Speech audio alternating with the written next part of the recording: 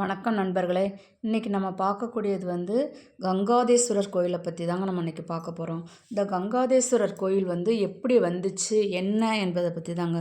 இந்த கங்காதேஸ்வரர் கோயிலில் ஒரு சமயம் சிவனின் கோபத்திற்கு ஆளான துர்வாசர் என்ன செஞ்சுருக்காரு, இதுலேருந்து விடுபடணுங்கிறதுக்காக என்ன செஞ்சுருக்காரு, டெய்லி சிவலிங்கத்தை நிறுவி அதில் தினமும் அபிஷேகம் செஞ்சு வந்தாருங்க. இதை பார்த்த முனிவர் இவரை சோதிக்கணுங்கிறதுக்காக என்ன செஞ்சுருக்காரு, அந்த குளத்தில் உள்ள தண்ணீரை பூரா வற்ற வச்சுட்டார். வற்ற வச்சோடனே மறுநாள் என்ன செஞ்சுருக்காரு, சிவனை நீராடலுக்கு போய் அவர் போயிருக்கார், துர்வாசர் போயிருக்கார்.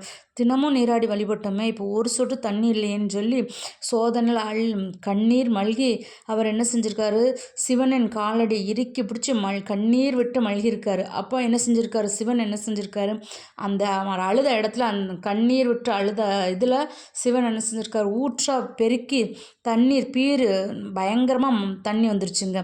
உடனே அதை பார்த்த துர்வாசர் சந்தோஷத்தில் அதை நீராடி மகிழ்ச்சியில் திகழ்ச்சி நின்றுட்டார். அதனால அந்த கோயில் அந்த குளத்துக்கு பேர், கோயிலுக்கு பேர் கங்காதேஸ்வரர்னு பேர் வச்சுருக்காங்க. இந்த உள்ள அம்மனுக்கு பேர் பங்கஜவல்லின்னு சொல்லுவாங்கங்க.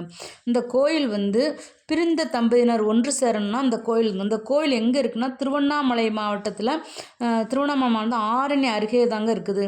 ஆரணி அருகே கங்காதேஸ்வரர். இந்த கோயிலோட சிறப்பு அம்சம் என்னன்னா, பிரதோஷம், மாசப்பிறப்பு, பௌர்ணமி, இந்த 3 நாளில் ரொம்ப விசேஷமாக இருக்கும். இந்த கோவிலில் கருணாகம் ஒன்று சிவலிங்கத்தை தழுவியபடி செல்வதனால இதுக்கு சர்பதோஷம் போக்கக்கூடிய ஸ்தலமாகவும் இருக்குங்க.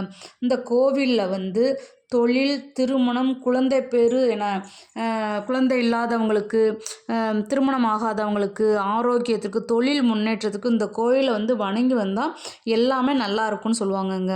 அதனால் நீங்களும் இந்த கங்காதேஸ்வரர் கோயிலில் வழிபட்டு சுவாமியின் அருளை பெற்று நீங்கள் நலம்